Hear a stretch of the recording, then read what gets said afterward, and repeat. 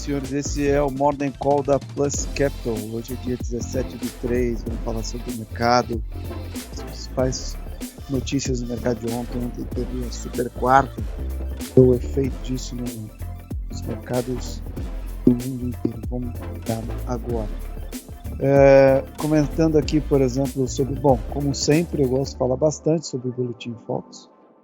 Toda segunda-feira é divulgado o Boletim Fox e, portanto, como o mercado se ancora para iniciar o início dessa semana.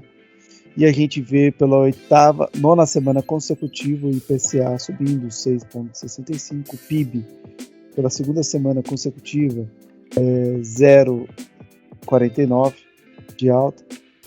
Abre aqui um parênteses aqui, Banco Central brasileiro, que tinha uma expectativa de alta para o PIB brasileiro de 2,5%, reduziu 1 ponto percentual. Então, a expectativa do nosso Banco Central é que o PIB cresça esse ano 1,5%. O câmbio pela segunda semana consecutiva de queda para 5,30% e a taxa Selic para 11,75%. Lembrando que ontem teve cupom e a gente vai discutir um pouco sobre isso. Bom, esses gráficos aqui mudaram um pouco, mas a média mundial de novos casos aumenta. Então, vamos ficar atentos. Embora o óbito ainda registra queda. Isso é o que importa. Esse é o dado realmente que importa. No Brasil, óbito também caiu. Então, esse é o que importa. Tá? A gente olha aqui nos principais estados para ver se tem alguma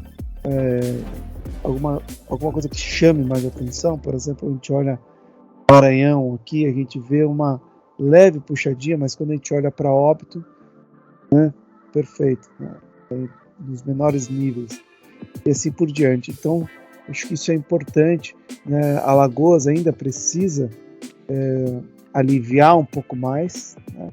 Desentender por que esses dados aqui não andam, se está persistente mesmo esses dados, embora aqui a gente olha que caso de contaminação está no chão, então muito provavelmente deve ter alguma falha aqui nesses dados, tá? No mais, um belo boletim feito pela Genial. No mais, eu acredito que a gente segue com diminuição ao Pernambuco também, né? Está bem elevado aqui, mas quando a gente olha aqui, casos, perfeito, isso que importa, né? Que a gente saia de uma gripe perigosa para uma gripezinha. Assim. Bom, as narrativas do mês, né? Seguem ainda os desdobramentos sobre a Rússia e a Ucrânia. A gente vê algumas notícias relativamente boas que movimentaram o mercado na madrugada da China, por exemplo. Hoje estamos falando, hoje é quinta, madrugada de terça para quarta. Isso aqui eu devia ter trazido ontem para vocês, mas de estímulos econômicos, no governo chinês. Elevou aqui a ETF, que aí foi ontem que aconteceu, em mais 15%. Mas mostra aqui a palavra aqui, o que dessa matéria é estímulos econômicos do governo. Isso é muito bom para os mercados chineses, para o mundo, né? De modo que o mundo é totalmente integralizado agora, a gente acaba vendo literalmente uma notícia como essa muito positiva. E ontem, os Estados Unidos anuncia um aumento de 0,25 percentual da taxa de juros. A gente também teve a nossa taxa de juros. Vou colocar esse destaque do mês, não é todo mês que sobe, teria que estar aqui. Eu peço desculpas, acabei não colocando, coloco para a próxima reunião. O mês está muito agitado, como a gente pode olhar, e aqui a gente tem um início, depois de muitos e muitos anos, muito tempo, a taxa de juros americana volta a subir. O que isso gerou nos mercados? A gente vai decifrando ao longo do call de hoje. Tá? Bom, um indicador aqui relativamente O IGPA 10 veio alto, né? Veio 1,2, mas a expectativa veio 1,3. Então, de uma certa forma, é uma notícia positiva. Tá? Que mais aqui a gente pode ver aqui? Núcleos de vendas no varejo, né? Esses indicadores de núcleos, na minha ótica, são os mais... Aqui até está aqui, né? Os mais importantes. Esperava o núcleo de vendas no varejo alta de 0,9, veio apenas 0,2. Isso diríamos aqui que é um indicador ruim, muito bom. Preço de bens exportados, esperava uma alta de 1,6, veio 3, né? Bens exportados, veio melhor, um indicador muito bom aqui. Preço de bens duráveis, bens importados, esperava uma alta de 1,5, veio 1,4. Vendas no varejo, o que mais aqui? Estoque das empresas veio em linha, né? Tirando automóveis aqui, veio levemente acima, né? Ou seja, esperava que o estoque das empresas estão 1,7, né? O dado positivo é quando vem abaixo da expectativa, assim que o estoque está numa dinâmica boa. O estoque de petróleo, mais uma vez, surpreendendo positivamente o mercado. Tá? E a nossa taxa aqui veio aqui está errado, é 0,25. Decisão aqui, nossa taxa de juros para 11,75. E aqui, no dia de hoje, dentro do esperado, ligeiramente acima do esperado, que é o índice de preço ao consumidor, ligeiramente acima do esperado. Segue o ritmo de inflação, e aí amanhã a gente discute os outros indicadores. Vamos falar aqui sobre os principais índices americanos. Tá? A gente vê uma semana, né? Lembrando, né? Olha o contexto, né? Ele está bem numa região de suporte, né? Os preços vão fazendo topos e fundos decrescentes, né? Esse topo aqui, para a gente mudar a dinâmica, né? Para a gente parar de ser um respiro e falar assim, puxa, o mercado está mudando, ele precisa vir aqui superar esse topo aqui.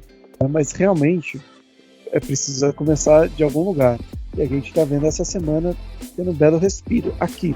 Hoje é quinta-feira, tem o dia de hoje e amanhã, mas, enfim, os indicadores na China, né, os principais índices chineses fecharam em um âmbito positivo, bem positivo, embora eles estejam bem machucados, eles respiraram bem. A Europa, nesse momento, está atuando no campo negativo, mas praticamente de 0 a 0. A gente vê aqui se está atualizando, mas praticamente no 0 a 0. Não estava atualizando aqui, Eurostock está 0,22 de queda, mas a gente olha Londres subindo 0,10, Paris subindo 0,20 e Alemanha caindo 0,6. Então, lateralizado, nada muito de pânico no dia de hoje, por enquanto. O mercado vai reagir. Eu já tinha comentado a respeito da reação a uma nova taxa de juros americana, que a gente ia ver se o modelo atual de negócio, se o modelo atual que a gente está acostumado a ver, que modelo é esse, né? Se você sobe taxa de juros, o seu risco de oportunidade, né, de você, em vez de sair da renda variável para a renda fixa, melhorou. Você tem uma taxa de retorno maior, um ativo mais seguro, né, em termos de crédito, né? E em termos de risco de mercado também. Então, assim, seu custo de oportunidade melhorou. Normalmente é o que você espera. Você espera que isso aconteça. Aumenta a taxa de juros, você espera uma migração na taxa de renda fixa. Isso, no dia de ontem, parecia que poderia acontecer em um determinado momento do mercado, mas posteriormente não aconteceu. O mercado fechou num campo positivo, aqui principalmente no Brasil. Aí eu estou falando na ótica do Brasil, que poderia ter uma fuga de capital. O fato é que o diferencial de taxa ainda se manteve, aumentou inclusive, em relação à taxa americana. Então isso pode ter ajudado um pouco o dinheiro não ter saído aqui da casa. Mas o fato é que a gente nota que até lá fora, olha como que está aqui o índice americano, os principais índices americanos, né? Tira Nasdaq, né? Enfim, tem um impacto um pouco mais direto, taxa de juros aumentando, porém, ainda assim, positivo, está no campo positivo, né? Olha aqui o Sol com mais de 2.000 small caps ainda, numa tendência de queda, tentando se segurar aqui, tentando achar uma lateralização aqui nessa região, mas o fato é que o aumento de taxa de juros nunca é bom para a renda variável, e a gente não viu isso. Talvez os participantes do mercado sejam um pouco mais agressivos, de fato, buscando outro tipo de oportunidade, buscando... O perfil pode ter mudado, ou está mudando, né? E eu falo isso por quê? Eu falo isso muito por uma questão de você ter ativos como Bitcoin, Ethereum, né? Você ter ativos como criptos, que tem um potencial de retorno relativamente maior, e muitos dos participantes de mercado estão lá, né? É evidente, não estou falando que esses ativos aqui, principalmente bonds, que depois a gente vai olhar, que é basicamente isso aqui. Até você teve uma recuperaçãozinha aqui, olha. Você teve uma recuperação aqui, né? Uma nova taxa de juros, mas no curto prazo, muito pouco. Olha, assim, também você teve uma recuperaçãozinha relativamente pequena dos bonds americanos, né? Se esperava que efetivamente pudesse ter aí um apetite um pouco maior para esses ativos com uma alta taxa de juros. Muito pequeno por enquanto, porém é um indicador. O que eu quero dizer? Porque eu quero dizer que o mercado de variável pode estar apresentando aqui de fato um apetite, o investidor um pouco maior para o risco, né? Se importando mais questões de ordem da guerra, como os desdobramentos da guerra, né? Se isso vai atrapalhar a indústria como um todo, né? A gente viu levemente um aumento no estoque, se isso vai atrapalhar a economia como um todo, ou se segue o jogo. Eu acho que está muito mais nessa ótica aqui, nessa minha leitura. E aí eu olho aqui, então, por exemplo, os principais índices dando um respiro hoje, né? Essa semana, vamos ver como é que termina. Não está na máxima, como a gente pode ver, esse paviozinho aqui, né? Pavio aqui, aqui a vela. Aí você tem o pavio de cima, enfim, como é o caso aqui, ou o pavio de baixo também, né? Eu costumo dizer sombra embaixo e pavio em cima, né? Fato é que a gente vê esses indicadores dando respiro. Longe ainda de pensar em uma mudança de tendência. Longe ainda na minha ótica de ver as coisas. Nikkei, a mesma coisa. Aqui quando a gente olha o euro, o estoque, né, bateu aqui nessa região de suporte, dando uma respirada ainda. Importante respirada, com certeza. Assim também aqui a gente vê o DAX também nessa região aqui. Também uma importante respiro. Mas ainda longe de dizer para vocês que mudou. Uma notícia muito boa, e tá aqui, ó. É esse aqui, o VIX, né? Voltando aqui a testar alguns limites, voltando para essa casinha dele aqui, uma volatilidade um pouco menor. Isso aqui anima os investidores. Petróleo, né? Deu uma leve alta aqui, né? Ontem fechou em torno de $96, hoje já deu uma subida, ficando acima de $100. Não houve um avanço, talvez, denunciando que talvez não houve um avanço mais significativo a fim do conflito entre Rússia e Ucrânia. Então, puxando um pouco o petróleo, o que não é bom para a economia como um todo. Bom, bonds, eu já falei, o ouro, olha só aqui, né?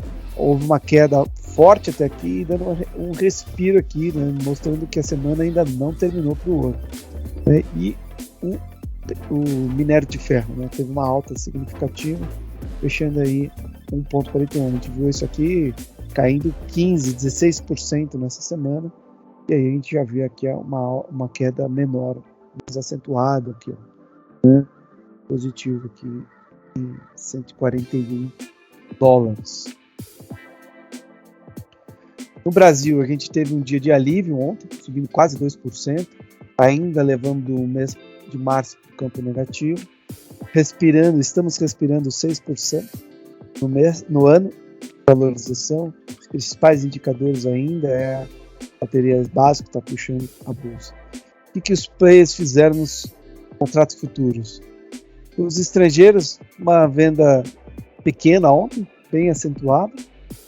Os institucionais zeraram um pouco, comprando bem ontem, dando uma zerada. O dólar, a gente vê os estrangeiros desfazendo um pouco do dólar, a gente vai ver o que aconteceu no gráfico do dólar, e os institucionais à venda. Então aqui está o principal índice Bovespa e o dólar, tá? Gráfico diário, semanal e mensal. Então a gente comentou bastante essa região aqui, tá? Ele repicou bem aqui. A gente comentou no call de ontem que foi uma região que a gente apostou numa possível compra. Fechou muito bem aqui, fechou acima da média de 52 semanas, ou seja, mostrando talvez, fechou acima dessa média, né, um volume interessante, mostrando na minha ótica de ver que tem espaço para continuar brigando aqui para essa região aqui de 115 mil pontos. Tá? Enfim, a semana não acabou, vamos ver como é que termina essa semana. Se fechar no campo positivo, fechar aqui acima dessa região aqui de 111.700, 112 mil pontos, tendo que é muito positivo para o Ibovespa, e, né, mostra que essa aqui pode ser uma nova região de briga aqui para o índice. É o que eu espero, né? Lembrando, como a gente ia falando, sobe, cai, abre espaço para a gente poder seguir mais alto. O câmbio, né, no gráfico mensal fica mais claro aqui, a gente está numa região de suporte, tocando umas médias. Ele havia, durante a semana, puxado aqui até esse suporte, aqui, até que agora é uma resistência, evidentemente, né, brigando nessa região aqui, entre a média de 200 e essa resistência aqui. Chegou a subir 3 dias, bateu na média de 21 e não conseguiu fazer novas máximas. E o volume para queda é importante. Então, assim, vamos ficar de olho no câmbio, mas ele está aqui nessa regiãozinha aqui, tem espaço novamente para testar essa região aqui. Não vejo algo no meio do caminho nesse momento que possa ser drive internamente para frear essa dinâmica de queda do dólar. No momento eu não vejo. Bom, ontem a gente viu Petro Vale subindo 0,34, ou seja, quem puxou a bolsa foram os demais papéis. A gente segue numa variação aqui dentro da normalidade, nada de uma variação muito forte. A volatilidade ainda aumentando no curto prazo. Aqui a gente vê alguns conflitos, no curto prazo a curva aumentando, no longo prazo, e aqui a gente vê os efeitos mais dos modelos do eixo diminuindo. Destaque ontem para viagens e lazer, subindo 17%. Vamos ver aqui, ó. CVC subiu 17%. Né? Importante ver uma importante reação. Estava atrasada, né? Realmente. Né? Azul também subiu, lazer, né? Viagens e lazer, Gol também. Né? Tem uma recuperação importante, né? Positivo. Esse é um ativo que está aqui, que eu venho comentando com vocês, que eu não vejo sentido em estar aqui. Recuperou, dando uma recuperada ontem aqui. Que devolveu o IDUC, que é o CSE Agrícola, né? SLC Agrícola. Opa, que dificuldade de ler. SLC Agrícola. Respondendo negativamente para o dia de ontem, na semana caindo 32. Nitidamente um grande papel, maior alta do mês aqui, né, subindo 11%, realizando um pouco em relação ao mês. Não vejo nada demais aqui, seguindo só as volatilidades aqui do ouro, né, aqui agulhando um pouco aqui o ouro, o Fixa 11 e o DI F23, mas nada de anormal aqui. Aqui a gente acompanhou essa alta aqui de diferença de vol entre as duas, né? Para operar isso, a gente viu que quando chega nesses patamares aqui, interessante montar uma posição comprada nessa diferença de vol. Bom, uma coisa boa aqui é que a gente vê o BTC aliviando, né? É muito bom a gente ver o BTC nesse patamar. Vamos ver aqui os principais aluguéis, né? Os principais ativos que montaram na queda aqui, São Martinho, Tegma,